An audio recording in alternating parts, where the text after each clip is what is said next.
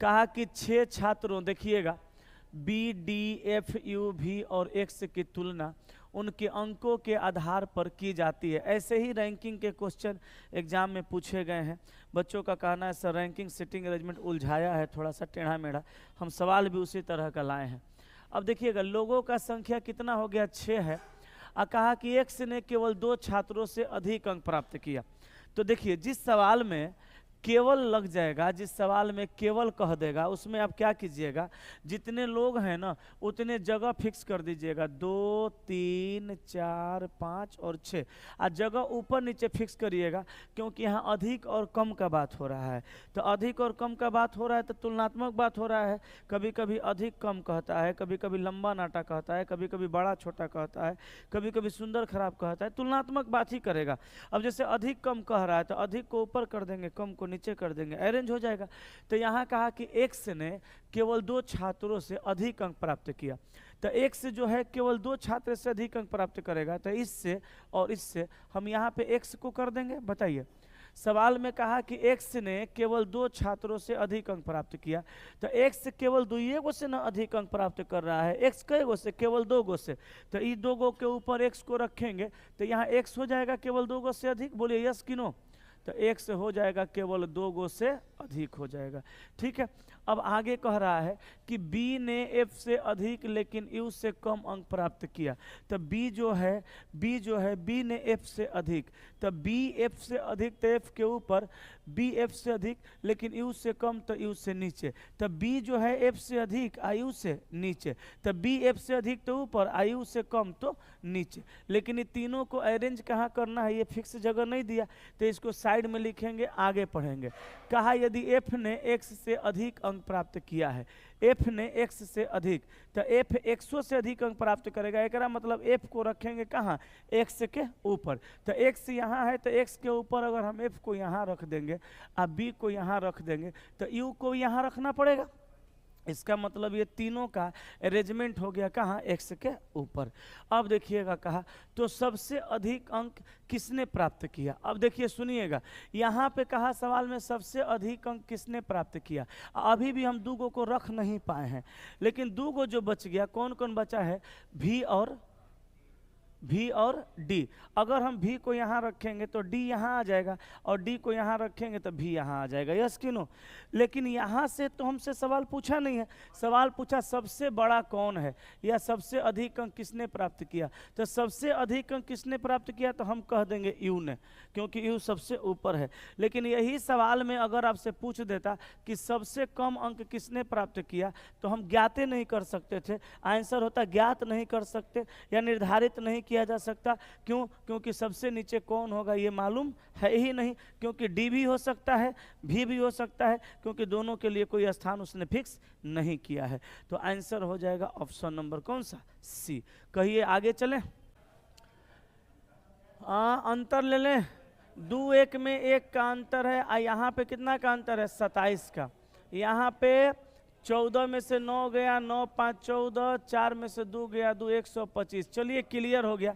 1 जो है ये 1 का क्यूब है, 27 जो है ये 3 का क्यूब है, 25 जो है 5 का क्यूब है। आगे यहाँ पे 7 का क्यूब करेंगे, कितना 343 होता है ना 7 का क्यूब। तो 4 3 7 और 5 4 9 और 3 1 4, 497।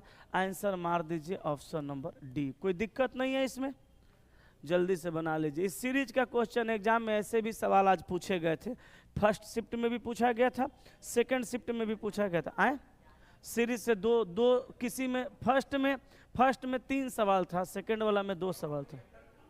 कैलेंडर क्लॉक इस बार नहीं पूछा है अभी, इस आज वाला एग्जाम में कैलेंडर क्लॉक डाइस 3 गो चैप्टर नहीं पूछा है, नॉन वर्बल भी नहीं पूछा है, एनालिटिकल पूछा है, वर्बल पूछा है, सिटिंग अरेंजमेंट ज्यादा था। क्या सेकेंड शिफ्ट में कैलेंडर क्लॉक नहीं था, फर्स्ट में होगा, सेकेंड में नहीं था।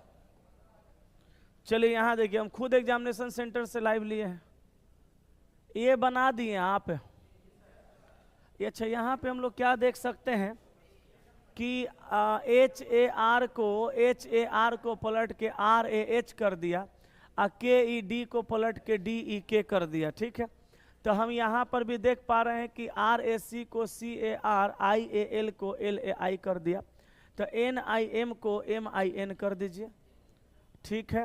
अब BLE को ELB कर दीजिए, मिलाइए तो ऑप्शन ए नंबर। तो ये आसान वाला सवाल था। ऐसे ऐसे सवाल एग्जाम में बनाने में मज़े आते हैं, लेकिन याद रखिए ये सवाल सब बनाता है, छोड़ता कोई नहीं है। जहाँ आपको जब लगे ना कि मज़ा नहीं आ रहा है, तब समझ जाइए कहानी बदलने वाली है। जहाँ मज़ा आता है ना, वहाँ कहानी नहीं बदलता है। अच्छा, अभी मुझसे ज़्यादा तकलीफ में कोई नहीं होगा, लेकिन मुझे बड़ी मज़ा आ रहा है, क्योंकि आज जो भी लोग मिलते हैं, आज भी कई लोगों से मुलाकात हुई थी। एग्जामिनेशन सेंटर पर गए थे तो बहुत सारे लोग पहुँचे थे, बोले कि सर बहुत सारा हमने चैनल देखा, लेकिन जिस तरह से आपका ग्रो हो रहा है सर, हमने किसी का नहीं देखा।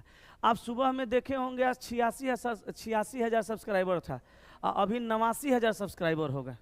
पहले और कॉमा के बाद अगर लेटर का रिपीटेशन है तो कथन सही है, अन्यथा गलत है। आप देख पाइएगा यहाँ कॉमा के पहले एक्स है, बाद में क्यू है, रिपीटेशन नहीं है। रिपीटेशन का मतलब कॉमा के पहले कॉमा के बाद एक ही लेटर होना चाहिए। यहाँ भी देखिए एक ही लेटर नहीं है। अब हम इसमें दिमाग लगाएंगे कि क्या हम एक लेटर कर सकते हैं? हाँ, कर सकते हैं। अगर इसको उठा करके हम शुरू में ला दें P, ध्यान दीजिएगा, इसको उठा के हम शुरू में ला रहे हैं P ग्रेटर देन एक्स, ऐसे ला सकते हैं।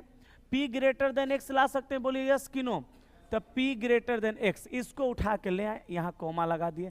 अब इसको रखते हैं x greater than y greater than equal to z, comma Q बराबर वाई। अच्छा, एक बात बताइए, यहाँ से लेके यहाँ तक तो सही हो गया, क्योंकि कॉमा के पहले बाद में लेटर का रिपीटेशन हो गया। इसको सही करने का कोशिश नहीं करना है, क्योंकि अगर आप जेड को इधर कर दीजिएगा, वाई को इधर कर दीजिएगा, इस वाई को इधर करिएगा, इस क्यू को इधर कर दीजिएगा, तो ये दोनों तो मैच कर जाएगा, लेकिन इसके साथ रिलेशन खराब हो जाएगा। तो इसमें देखिए क्या करना है। अब आपको निष्कर्ष देखना है, जेड से पी सही है कि गलती। तो हम अगर जेड से पी जाएंगे तो सिंबल मिलेगा बड़ा बराबर और बड़ा, दो गो सिंबल मिला ये, लेकिन दोनों सिंबल में क्वेश्चन में बड़ा आता है तब सही होता है, लेकिन उल्टा डायरेक्शन में ये सिंबल पलट के क्या हो जाएगा हो जाएगा छोटा। उल्टा जाएंगे ना तो सिंबल उलटता है, और सीधा जाएंगे तो वही रहता है। ये छोटा वाला सिंबल अब सवाल के अंदर आना चाहिए। देखिए यहाँ पे है, यानी पहले का सही है। दूसरा कहा P से Q जाइए, तो अब कि हम P से कहाँ जाएंगे? Q। तो P से Q जाएंगे तो Y को कॉमन लेके जाएंगे, तो पहले P से Y जाएंगे, तो कौन कौन मिलेगा? बड़ा। और Y से फिर कहाँ जाएंगे? Q पर। अच्छा, P से Y जाएंगे तो इस Y पर भी जा ही सकते हैं, दोनों Y से में ना है। अब Y से कहाँ चल जाएंगे? Q पर, तो Q पे जाएंगे तो बराबर आएगा। अब दोनों में फिर रिलेशन बनेगा, लेकिन क्वेश्चन में ये आना चाहिए, यही आ रहा है। यहाँ दोनों का दोनों सही है, आंसर मारिएगा ऑप्शन डी। अगर ऐसे नहीं बनाएंगे तो गलत बन जाएगा, गलत बनेगा तो डूब जाइएगा। एक गो सवाल का तो खेला है भाई एग्जाम में।